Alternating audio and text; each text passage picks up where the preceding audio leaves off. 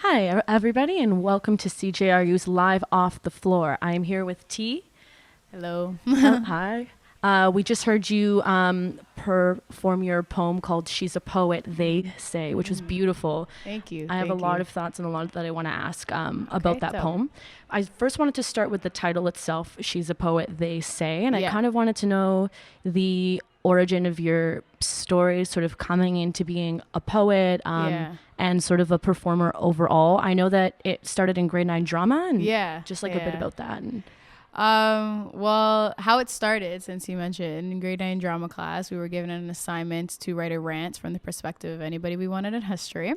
So I wrote a rant from the perspective of a mixed girl, but in 1950s, so like Jim Crow era, where we're basically like forbidden. And then when I was writing it, it was automatically like rhyming. I automatically started to like develop a rhyme scheme.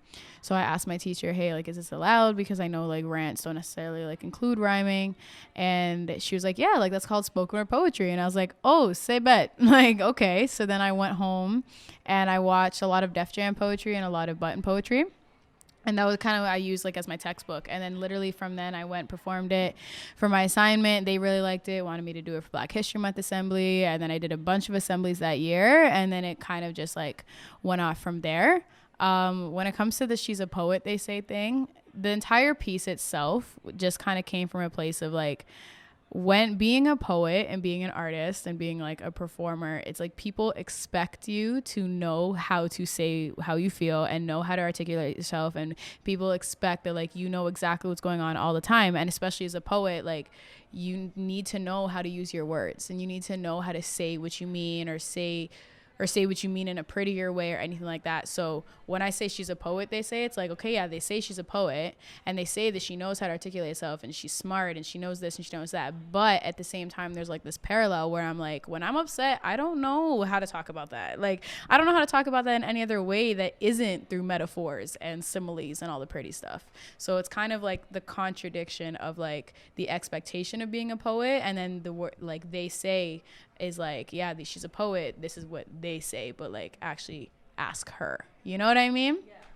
Yeah. it's kind of like there's strength in being vulnerable, but also the person who has to do the work to be vulnerable. Like you're going through the motions of your Yeah. pain, your sadness, your happiness, etc., Exactly. etc. So people are seeing sort of the end result, for lack of a better. It's Exactly. kind of like the tip of the iceberg, but there's so much more that goes on. So then people are seeing the tip, and it's like, wow, I can be inspired and sort of heal from what you say. But then people don't see what the healing, so to speak, or the process that you had to go through as a person to inform what you're saying, because it's not just 100%. for them, it's for yourself too. You got it. That's kind of what thank you. That's kind of what like I thought of 100%. it when I was hearing your piece. It was like I thought about that, like the iceberg effect, like Yeah. kind of like how you only see 2% of something, but there's so much more.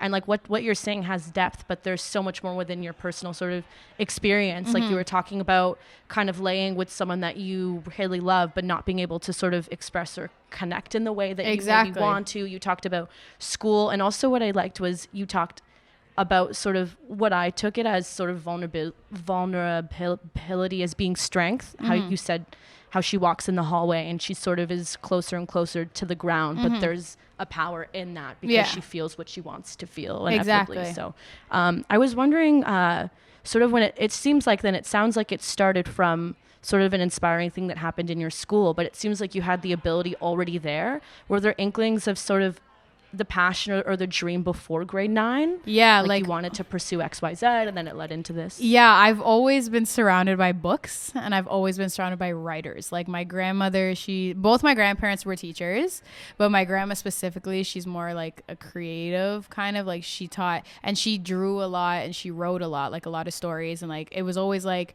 growing up, I'd always read storybooks, and like my grandma and I would have like spelling games in the car. Like we'd be driving somewhere really far or whatever, and I'd be like, okay, say a word, I'll spell it. And like she'll say like these ridiculously big words, and I'll just like spell them. And so I've always been surrounded by words. My mom, same thing. She wrote a lot. She had like a couple like mini short stories published in books, but she had big stage fright, so she never went out and like did anything with it. So then even with me, like in elementary school and stuff, I'd always write like short stories and like little fiction things and all those fun things. But I didn't really know what poetry was and like, or know how to write poetry until that class. That's when I was really introduced and be like, okay, because before that, my vision of poetry was like roses are red, violets are blue, blah, blah, blah, like the page poet kind of stuff. So I wasn't, and I'm very influenced by hip hop, like old 90s, early 2000s hip hop kind of thing. Like one of my favorite rappers ever is Eminem. Like absolutely love him. He's an insane lyricist. I'm obsessed. So it's like that is also a really big influence on my style and how I do things as well. And they all kind of just like came full circle in grade 9.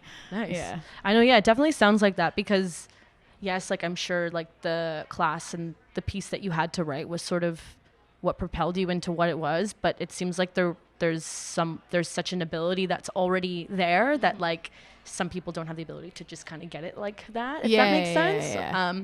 I was wondering, and then you said you performed at the assemblies and stuff like that, and sort of how your mother dealt with sort of the fear of being on stage. Do you have any of those fears? And if you did, how do you navigate that?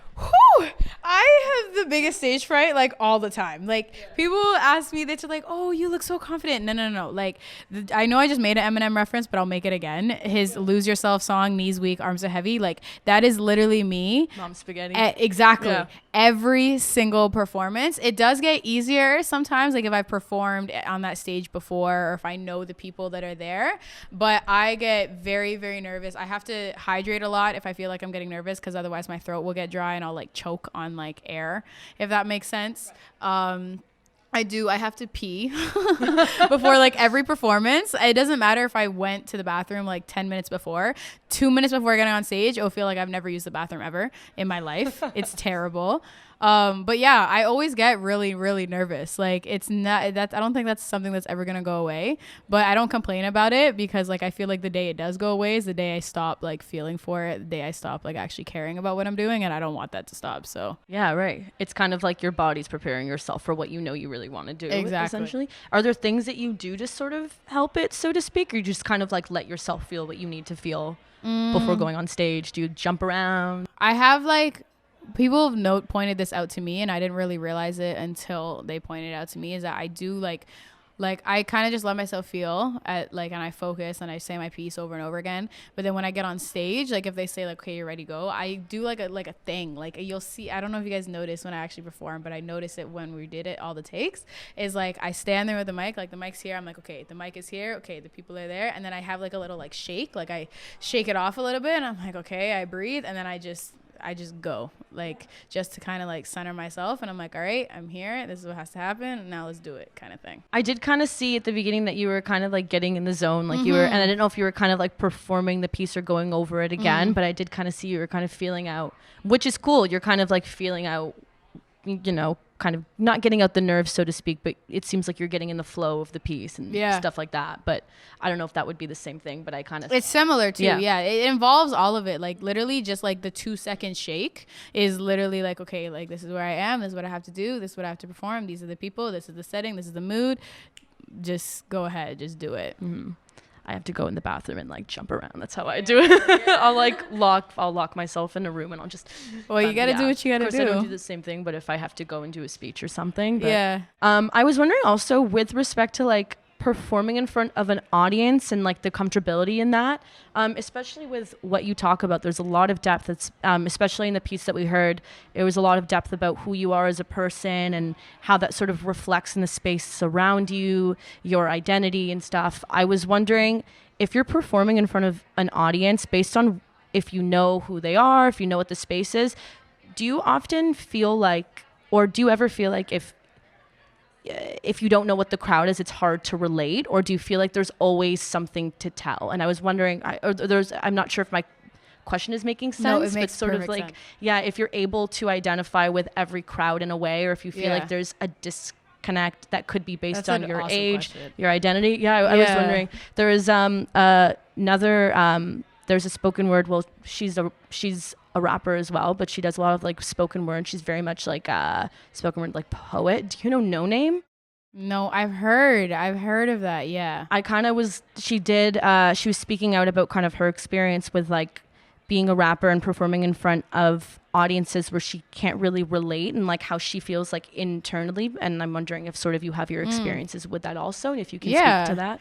That's like, wow, that's like I actually was talking to someone about that the other day, because that I feel is very relevant when I was in like the slam scene, like slam poetry, because slam poetry, it's like you have to go in and analyze the crowd and figure out what the majority is like, and then pick a piece to cater to what you think they want to hear so you can get the points. So that's a very big deal. And then I face that all the time, like trying to figure out, like every time I figure out a gig, or every time I have a gig booked or anything, I walk into the gig with a couple pieces in my head is what I'm going to do. And then I don't actually decide until I get a feel for the audience and I feel out like what their vibe is and what they respond to more so, because there have been like, it's actually insane. There have been times where, like, for example, I have this one piece and I focus on like the birds and bees talk, and then I transition into the talk that Black parents have to have with their Black sons in regards to police. So that obviously resonates with a certain group of people. There have been times where I've performed that at a slam competition in front of a majority like colored audience or marginalized community, and they respond really well because they can relate to it, they can resonate with it. There have been times where I've performed it in front of like an all white crowd and they want nothing to do with it. So it's like, that's it. Poetry and the things that I have to say, for any poet, it's very, very subjective. So it really depends on who is listening to it. That's gonna like decide, so to say, if the piece is good or not. Because you can be the most skilled poet in the world and you can know all the metaphors and all the similes and know exactly like how to say everything super pretty. But if I'm someone who, like, to put it in like the simplest form, like if I'm someone who believes red is the prettiest color in the world, but you're telling me blue is, I'm not gonna like your piece. Right. Because I just don't agree with you. You know what I mean? Yeah. And especially because poetry and like the spoken word scene is a very emotional and vulnerable scene. It's like people feel very strongly about things that are being talked about, and if they disagree, if they're triggered or anything, like that comes into play. So there's a lot of times where I feel like what I have to say or how I feel today and the piece that I want to perform today, I don't feel like they're gonna actually want to hear it. I don't feel like they're gonna agree with me or whatever. And like that's something that I have to kind of get over, because at the end of the day, like if you hired me or if like I'm going up there, like I'm going to say what I want to say. And yeah. I'm battling myself because I'm like, I'm tied between say whatever you want to say how you feel, perform what you want to do, but also say what they want to hear. And it's like, it's a big deal. It's very, very relevant. The say what you want to hear is so interesting though too, because there's something to be said about someone with their identity coming to share their piece and hopefully teach you or inform you of something or an angle that you maybe haven't seen based on what your bias is. So it's interesting to see like there's sort of that debate, well, in my head in particular, of like, well, don't you want to hear a new idea then if you hadn't previously thought that way? Yeah, so you would think. So if people close themselves off, that can't be your fault. Yeah. Because it's like there's something we said about you're going to see art, you're going to see spoken words from different people. So you're ultimately going to hear different perspectives. That's interesting. Yeah, you would think that that's what people are like, but it's like, it's not. The reality of it is that it's not. And the reason, like a reason why I keep like, because I feel like there's a lot of times, how do I say this? The two types of audiences that I come across the most, which is actually very ironic, so to say, that like if the audience is majority white or if the audience is majority Black, I feel the same way in regards to I don't feel like they're going to relate, because it's like I'm mixed. So it comes into like I'm half Black, half white. So it comes into play like, okay, if I'm talking to an all white audience about these things, they don't really understand. And there's a lot of times where I'm talking to like an all Black audience, and a lot of them are like, you're not Black, you don't know what you're talking about, you're not this, blah, blah, blah. So then there's that whole situation. And like there was a gig that I did about a year ago at York University, and it was the same thing. They wanted me to go up and talk about like being mixed and being Black and Peel and stuff. And then I was looking at the audience and it was over 600 Black kids in Peel. And I literally almost like lost my crap because I was so nervous to go up there and talk about this in front of a bunch of people who would look at me and be like, she doesn't know what she's talking about. So there's the constant battle of deciding like what I'm going to say versus like what I think they want to hear and all that stuff. Yeah. Yeah. And like, how did that end up? Like that performance in particular? the way, like, I did perform it, and there was a lot of kids, like, they loved it. They were happy about it, cheered, whatever. But the reason why, like, I reference back to that is because there were like 2 or 3 mixed girls in the audience that came up to me after and told me that how they felt was the same way that I feel. And I was like, okay, so then you guys are the reason why I did what I did, and it meant something. And that's like, because a lot of the things that I'm going to say, like, a lot of the kids are going to be able to relate to, right. But because they identify in the same way that I do, they feel the same way that I do, it was like that much more rewarding, especially knowing that beforehand I was so stressed and I didn't even want to do it, and I was like sweating and all these things, and now they're coming to me like, listen, like, I really needed to hear that because I feel that way. And that's also like the best feeling in the world. Yeah, it's definitely good that you are and that you push through that, because there are people that want to hear what you say because they're going through the same thing. Yeah.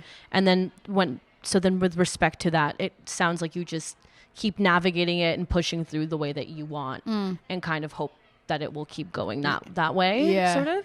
Yeah, nice. I just like I said, I'm in a battle. It's like some days I'm like, you know what, screw it, I'm gonna say whatever I want to say, and then other days I'm like, I have to say what they want to hear, because that's just like the space that I feel like, because there's spaces where I'm gonna go into and I feel like regardless of what I'm saying, they're not really gonna mess with it, just because like the attitude and like the like their type of world and their type of environment is very much different from mine. And that's a lot of poets that I know, it's the same thing. It's like you're going into a space a space that necessarily wasn't really made for you to be there, and now they're putting you there as like a performer or something. And you would think that like if you hire a performer, you're expecting to hear like their version of performance, but at the end of the day, like they're gonna be picky. They're not really gonna mess with certain things. Right. So like, for example, I'm performing at the Black History Month Assembly at my old high school this upcoming Friday, and they wanted me to write a piece, and I wrote a piece, and it's about like the school system and being like colored in Peel and that kind of thing.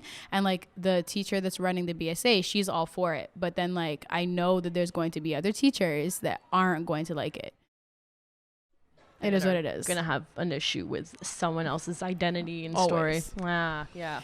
Always. Well, it's definitely good to see that you're still going there and you're going to say what you want to say anyway. Yeah. So that's good. Yeah. Yeah. I was wondering, was there an experience that you had sort of in all that you've done that surprised you, where that could be negative, it could be positive? Like you went in sort of thinking it was going to be one way and it kind of went a completely different way, because you mentioned before sort of the nervousness that you had, but then at the end of the show you had people that were coming up to you and were saying, wow, I really liked that you spoke out. So that kind of was the positive sort of outcome to the nervousness that you had prior. Was there another experience that you had where you're like, I don't know how this is going to go, or I think it's going to go this way, and then the outcome of the performance brought an idea or brought something that you didn't think was going to happen? Or honestly, like I can't think of like a specific thing, but that thing that I explained, like the performance at York, and like I feel like it happens a lot where I'm going on stage and I'm like, I don't know if they're going to mess with this. I don't know how they're going to feel. Like, I don't know how I feel about it. I don't think this is the right piece to perform. I don't know. And I'm constantly like second guessing myself and questioning myself and all these things. But there's always like those 1 or 2 people or those 10 people or the entire audience, or like there's always a person or 2 that come up to me afterwards is like, listen, I really needed to hear what you had to say, because I feel the same way. Always. It even comes down to like, even when I post my performances, like when I post like the written pages, it's the same thing. I don't know if I should post this. I don't know if they're going to like this. I don't know how they're going to feel about this. But there's always those couple people that are like, listen, like I really, really needed that. And that's why like I keep kind of like doing what I'm doing, because like I know what it feels like to have someone go up and take the words right out of my mouth when I didn't know how to say it. I don't know if that answered your question. Yeah, it does. I also wanted to know, we spoke off camera about sort of how the manifestation of wanting to get involved with like artist education with respect to Unity Charity in particular. So how did you get into that, and tell the people watching a bit about kind of what you do? And Unity Charity, I've only been with them for a year. So I'm still one of the new ones. Like I'm still like learning how to do things. But in regards to manifestation part in grade 9, Unity Charity. I'm like smiling because it makes me so giddy. Like Unity It's Charity, like the best thing too, when like literally you like envision what you want and then it happens. happens. It's literally the best. But Unity Charity came to my school. They did what's called a Unity Day in my grade 9, in my high school when I was in grade 9, and they come in and like there's like a couple artists on the stage and they perform their type of art form and then talk about their story and like their personal story and how they got to where they wanted to be. And like that was the first kind of assembly that really spoke to me, because Unity Charity focuses on empowering youth through hip hop and through that kind of culture. So like graffiti work and breakdancing and spoken word and emceeing and all those fun things.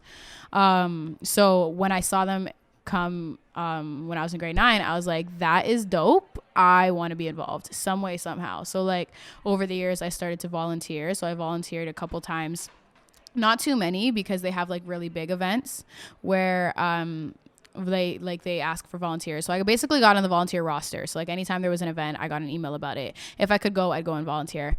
And then last summer they had a posting about an application for artist educators, and like that included like poets and MCs and so forth. And I applied. I procrastinated because I was nervous, and I literally sent in the application. I think it was like the day it was due, like an hour before.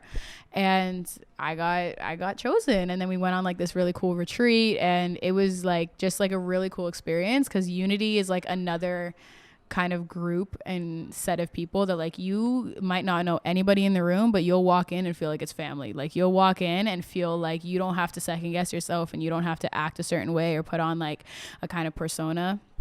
So I really, really enjoy working with them and just like being like literally just being in the room. Like I could be a coffee person and not care. Like I literally love the energy so much. Right. But yeah, I love Unity. Yeah, it's just that like sort of infectious like positivity. Exactly. Yeah. 100% with everything that they do. Yeah, it's awesome too. Was that in conjunction, because I know you performed, which by the way sounded awesome. I wanted to ask about this too. You performed at a convention January in conversation with Barack Obama. There's like was that with Unity, or that was separate? Because I know you were like closing the set of that. Yeah, that was separate. How did you get involved in that? Did you meet Barack Obama too? I didn't meet him. He had like his super secret service people around him all the time, like only like a very select people, because that was like a really big event. So people from like like the president of Juno Awards were there, and like it was like just big name people were there. So those were the people that got to like meet him. I got involved with that because my mentor, his name's Quincy. He was the one I performed with. So I opened his set. So like I performed my piece, and then that was like the opening to his set as well. Wow. That's how I got involved. Like he because he curated the entire thing. He got like it was like a 17 piece band with like violins and like all these different string sets and horns and all these fun things. And he was like, listen, like I want you to be involved, because him and I are very, very close. Like we're really good friends. And I've been working with him for a couple of years. We were just talking about the other day. It's been about 3 years now that I've been like in collaboration with Quincy, and that's how like he got involved, and he put me on, and he's like, T, you want to do this? And I was like, bet. And we're like, bet, and we figured it out. And I was there. That's incredible too. Oh my god, I can't even imagine what it must have been like. Oh my god, it was insane, because that was in Metro Toronto literally Metro Toronto Convention Center. 6,000 people sold out. Wow. Yeah. Wow. Big deal. and like was this like one of the first times that you performed with music? Do you normally like perform without sound? Like, I usually perform without sound. I have like collaborated with music before, so like I have had like a little bit of background, or I'll do like my own soundscape thing, like just on editing, just messing around. But I usually do without like music. So this was my first time with like a live band right behind me, like playing as I was speaking, which was incredible. Like I want to do more of it. 100%. Yeah. So that's something that you would envision sort of doing more of. 100%. Sort of speaking more on sort of a bigger scale, or sort of exploring that more and more. Yeah, nice. Without a doubt. And especially and putting on like live instruments. Oh my gosh. It's a whole other feeling. It's insane. Yeah, that's great. That's amazing. That's incredible too. When I saw that, I was like, I gotta ask her about that. That's insane. It was like a huge band and everything too. That's great. Yeah. I just sort of, to wrap it up, is there anything that you would want sort of the people watching to know about you, about what you do, anything that we haven't talked about now? Also, where to follow you on Instagram or to see more of your work. Okay. My Instagram is pmyth. It's not my actual like artist name, which it should be. But it's PEAMITHH. But if you were to like type in T.justtheletter into the search bar too, that's in my name of the thing. So you'll be able to find me there. I'm not private. So like you can like scroll around, creep, do whatever you want to do. Follow her. Follow. And I don't know, like I started poetry as a way to figure out myself and cope with my things. And that's still what poetry, like why I use poetry. Because I figured out that like there was a lot of things I was angry about in the world and a lot of things that I haven't really dealt with and a lot of things that frustrated me. And like being so young and being a female, it's like people don't take you serious. No matter how serious the topic that you're trying to talk about is, they won't take you serious. So going back to what we said earlier, like I figured out if I say it in a way that other people want to hear it, say it in a prettier way and say it in a way that other people will actually sit down and be like, okay, I want to listen to this, then I can actually get out what I really want to say. That's why I started poetry. That's why I'm continuing it. But it's also for a matter of like, I realize that a lot of things that I'm saying, other people feel, and a lot of other people want to know as well. And they haven't yet figured out how to articulate themselves. So it's kind of just like, in a nutshell, I want to be heard and I want to show other people that they also need to, like there's a necessity for them to be heard as well. In a nutshell. It's awesome. You're doing like important things, and it seems like you're just gonna, you're taking off. It's just gonna get more and more and more and more. So hopefully it's pretty awesome. Yeah. Well, this was live off the floor. My name is Mira Khanna. I was gonna say T. This is CJRU's live off the floor. My name is Mira Khanna. I'm here with T. What's and up? Thank you. Thank you. I know. Appreciate it. Yeah, of course.